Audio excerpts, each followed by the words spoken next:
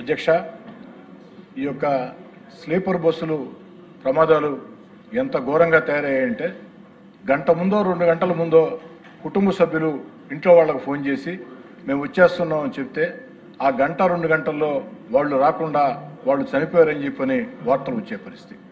అధ్యక్ష, ఇందుకు ప్రధాన కారణం ఈ స్లీపర్ బస్సుల్లో ఏమాత్రం ప్రమాణాలు పాటించడంలా, 2 డ్రైవర్లు ఉండాలా కానీ ఒక్క డ్రైవరే ఉంటున్నారు. సేఫ్టీ మెజర్మెంట్స్ ఏమి కూడా తీసుకోవటంలా, ఎక్కడా కూడా పాటించడంలా. అన్నిటికీ మించి మద్యం తాగి కొంతమంది ఆ వాహనాలు నడుపుతూ ఉన్నారు. ఆ మద్యం తాగారా లేదా అన్న టెస్టులు నిర్వహించడంలా. అదేవిధంగా ఎమర్జెన్సీ ద్వారాలు ఉండాలా. ఆఖరికి ఈ ప్రైవేట్ బస్సుల స్లీపర్ బస్సుల యాజమాన్యాలు కక్కుర్తికి లోబడి ఆ యొక్క ఎమర్జెన్సీ గేట్లను కూడా క్లోజ్ చేసి స్లీపర్లు ఏర్పాటు చేసి అన్ని రకాల ఇబ్బందులు జరుగుతూ ఉన్నాయి.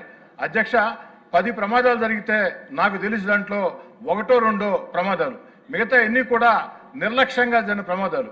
ఆ నిర్లక్ష్యంగా జరిగినప్పుడు ఆ నిర్లక్ష్యంగా ప్రాణాలు కోల్పోతే వారి మీద ప్రమాదాల కేసు పెట్టకుండా, అంటే యాక్సిడెంట్ కేసు పెట్టకుండా హత్య కేసు పెట్టాలని, ఇంపార్టెంట్ మ్యాటర్ హత్య కేసు పెట్టాలని, పీడీ యాక్ట్ పెట్టాలని చెప్పి నేను కోరుతూ ఉన్నా. ఎందుకని చెప్తున్నాడు అధ్యక్ష, ఇందాకే చెప్పా మీకు, ఒక యాక్సిడెంట్ 10 యాక్సిడెంట్లో ఒక యాక్సిడెంట్ జరిగితే దాని మామూలు యాక్సిడెంట్, కానీ నిర్లక్ష్యం కారణంగా ఆ యొక్క మనుషులు చనిపోతే ఎంత బాధాకరమో, ఆ కుటుంబాల శోకం ఎవరు చెప్పుకోవాలో ఒక్కసారి ఆలోచన సాగించండి. కాబట్టి వాళ్ళ మీద కఠిన చర్యలు తీసుకోవాలా.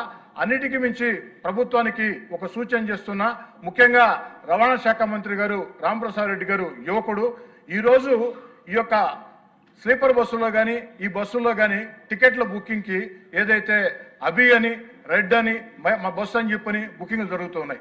వారికి ఏమాత్రం సంబంధం ఉండదు. వ్యాపార సంస్థలు 100 కోట్లు వారికి ఆదాయాలు వస్తూ ఉంటాయి, కానీ ప్రభుత్వానికి ₹1 ఆదాయం లేదు. అదే ఆర్టీసీ డిపార్ట్మెంట్లో ప్రతి ఆర్టీసీలో కూడా మన దగ్గర మొత్తం కూడా ఈ యాప్ ఉంది. ఈ బస్సులు ఎక్కడ తిరుగుతాయి? ఆంధ్ర, తెలంగాణ, తమిళనాడు, కర్ణాటక లేదా ఒరిస్సా.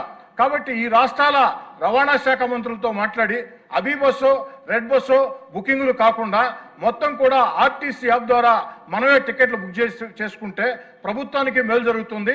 తద్వారా ఆ టికెట్లు బుక్ చేసేటప్పుడు ఆర్టీసీ మన కంట్రోల్లో ఉంటుంది. కాబట్టి ఆర్టీసీ అధికారులు అన్ని ప్రమాణాలు ఉన్నప్పుడే ఆ బస్సులకి పర్మిషన్లు ఇస్తారు. ఆ విధంగా చర్యలు తీసుకోవాలని చెప్పి కోరుకుంటూ చిట్ట మాట అధ్యక్ష, మంత్రి గారు ఏం చెప్పారంటే 25-26లో ఎన్ని కేసులు బుక్ అయినాయంటే 22,272 కేసులు బుక్ అయ్యాయని చెప్పడం జరిగింది. దాని మీద ఎంత పెనాల్టీలు వేశారంటే 21,75,00,000 పెనాల్టీ వేసామని చెప్పడం జరిగింది. అంటే సగటున 9,570 రూపాయలు. అధ్యక్ష, రవాణా శాఖ అధికారులు, కింది స్థాయి అధికారులు ఈ స్లీపర్ బస్ యాజమాన్యాల మీద ఎంత ప్రేమ ఎందుకు? ఒక ఆటో పట్టుకుంటే 10,000 వేస్తున్నారు, స్కూటర్ పట్టుకుంటే 10,000 వేస్తున్నారు. అలాంటిది స్లీపర్ బస్ యాజమాన్యాలు 100 కోట్ల 1,000 కోట్ల ఆస్తిపరులు ఆ యొక్క ప్రాణాలు కోల్పోయే పరిస్థితి ఉంటే వారికి 9,570 రూపాయలు. 22,727 కేసుల్లో 21,75,00,000 అంటే సగటున 9,570 రూపాయలు. మరి ఏంది అధ్యక్ష ఇది? కాబట్టి మంత్రి గారు, మీరు యువకులు, మీ కింది స్థాయి అధికారులు పూర్తిగా గాడి తప్పేస్తున్నారు.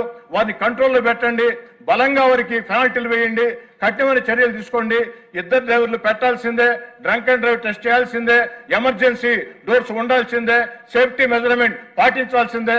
అదేవిధంగా ఈ అభి రెడ్ బుక్ల మీద మరోసారి పునరాలోచన మొత్తం కూడా చేసి, రెడ్ బస్సుల మీద పునరాలోచన చేసి, ఏదైతే అన్ని రాష్ట్రాల రవాణా శాఖ మంత్రులతో మాట్లాడి, ముఖ్యమంత్రి గారితో మాట్లాడి ఈ యొక్క బస్సుల బుకింగ్ మొత్తం కూడా ఆర్టీసీ చేపట్టినట్లయితే అన్ని రాష్ట్రాలకు కూడా మేలు జరుగుతుంది, నియంత్రణ వస్తుంది.